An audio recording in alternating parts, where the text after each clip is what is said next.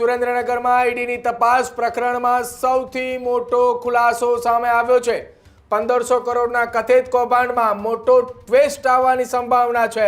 સમગ્ર પ્રકરણમાં નાયબ મામલતદાર ચંદ્રસિંહ મોરી એ મુખ્ય સૂત્રધાર હોવાને લઈને સવાલો ઉઠ્યા છે। નાયબ મામલતદાર ચંદ્રસિંહ મોરીએ 42 લાખનો તોડ કર્યો હોવાનો સૂત્રોએ દાવો કર્યો છે। દિલ્હીની કોઈ સોલાર કંપની પાસેથી ચંદ્રસિંહે નાણાં લીધાની વાત સામે આવી છે।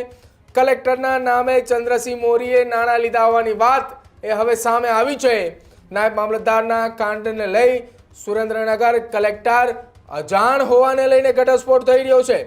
શું જો કલેક્ટરનો ભાગ હોય તો નાયબ મામલતદારની બદલી કેમ કરી તેને લઈને સવાલો ઉઠ્યા છે। કલેક્ટરને અંધારામાં રાખીને ચંદ્રસિંહ મોરી એ શું વહીવટ કરતા હતા? સમગ્ર કૌભાંડને લઈને હવે મોટા ઘટસ્ફોટ થાય તેવી શક્યતાઓ વ્યક્ત કરવામાં આવી રહી છે।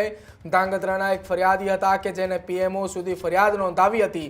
850 કરોડના જમીન સંપાદનને લઈને ફરિયાદ થઈ હોવાની વાત હતી। જ્યાં અભયારણ્ય વિસ્તાર, જ્યાં વન વિભાગનો વિસ્તાર આવી રહ્યો છે, એ વિસ્તારની અંદર સોલાર પ્લાન્ટને લઈને દસ્તાવેજી પુરાવા સાથે જ ધાંગધ્રાના એક ફરિયાદીએ ફરિયાદ કરી હતી। દિલ્હી પીએમઓ અને ઈડી ઓફિસે ફરિયાદ થતાની સાથે જ દિલ્હીથી આદેશ આવ્યા હતા તપાસના, અને એ જ તપાસના આદેશને લઈને હવે ખળભળાટ મચ્યો છે।